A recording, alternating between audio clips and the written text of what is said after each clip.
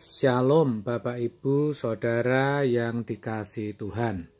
Seri pengajaran hari ini berjudul Tuhan akan membalas.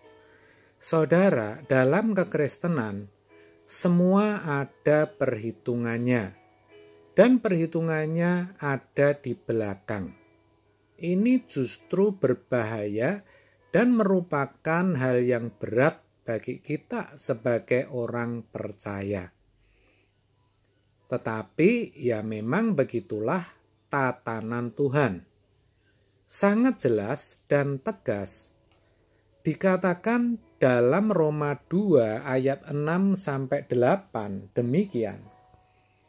Ia akan membalas setiap orang menurut perbuatannya, yaitu hidup kekal kepada mereka yang dengan tekun berbuat baik, mencari kemuliaan, kehormatan, dan ketidakbinasaan, tetapi murka dan geram kepada mereka yang mencari kepentingan sendiri, yang tidak taat kepada kebenaran, melainkan taat kepada kelaliman. Saudara, dikatakan ia akan membalas setiap orang menurut perbuatannya. Ayat ini mengajarkan kepada kita tentang Allah yang adil dan sekaligus Allah itu kasih. Konsep ini tidak sedang mengajarkan bahwa keselamatan diperoleh karena perbuatan baik, tetapi konsep ini hendak mengajarkan tentang tanggung jawab manusia kelak di hadapannya. Sebab kita semua harus menghadap tahta pengadilan Kristus, supaya setiap orang memperoleh apa yang patut diterimanya, sesuai dengan yang dilakukannya dalam hidupnya ini, baik ataupun jahat. 2 Korintus 5 ayat 10. Maka jelas perbuatan baik akan mendapat balasan hidup kekal. Sedangkan perbuatan yang jahat, yang tidak taat kepada kebenaran, akan dibalas dengan murka dan geram. Seperti dikatakan Roma 2 ayat 6-8 tadi. Saya katakan sekali lagi, karena ini penting, jangan sampai salah mengerti ya saudara.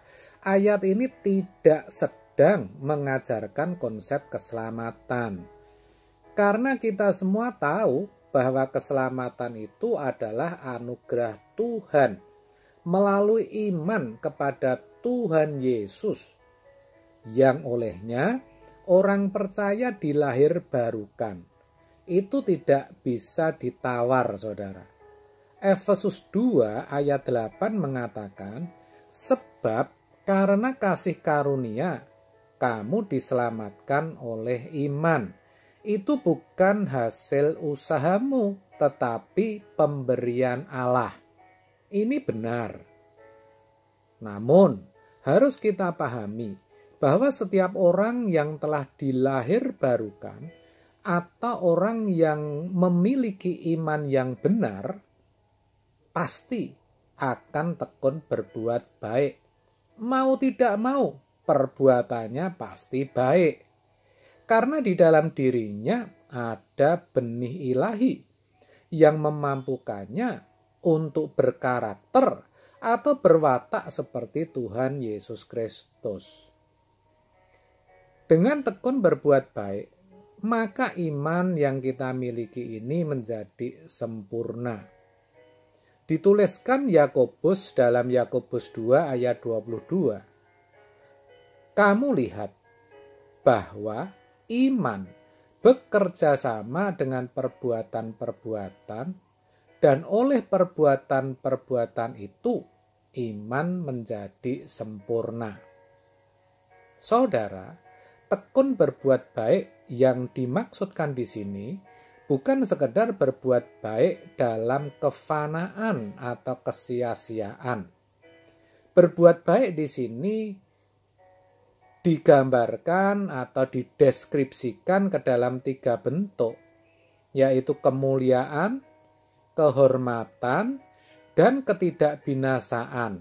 Seperti dituliskan tadi yang sudah kita baca dalam Roma 2 ayat 7.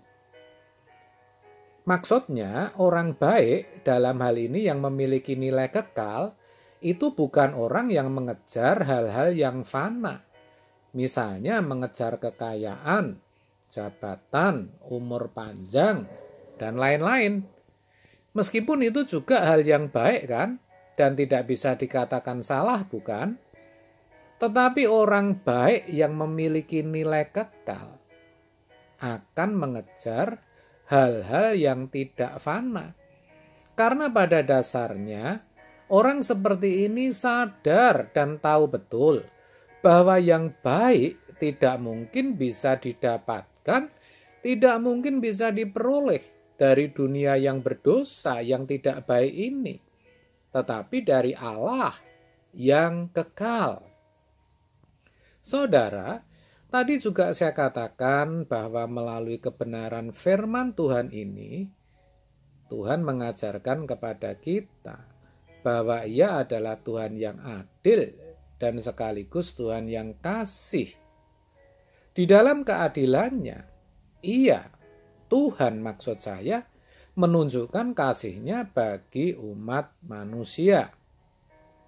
Adil, karena setiap mereka yang mencari kepentingan sendiri, yang tidak taat kepada kebenaran, melainkan taat kepada kelaliman, pasti akan dihukum saat hari kemurkaannya tiba. Kasih, karena setiap orang percaya yang tekun berbuat baik, mencari kemuliaan, kehormatan, dan ketidakbinasaan, akan menerima kemuliaan dalam kerajaannya. Sehingga kita harus tahu bahwa ketika Tuhan menegur dosa kita, itu bukan berarti Tuhan itu jahat atau kejam, melainkan Ia sangat mengasihi kita. Ini penting untuk dimengerti.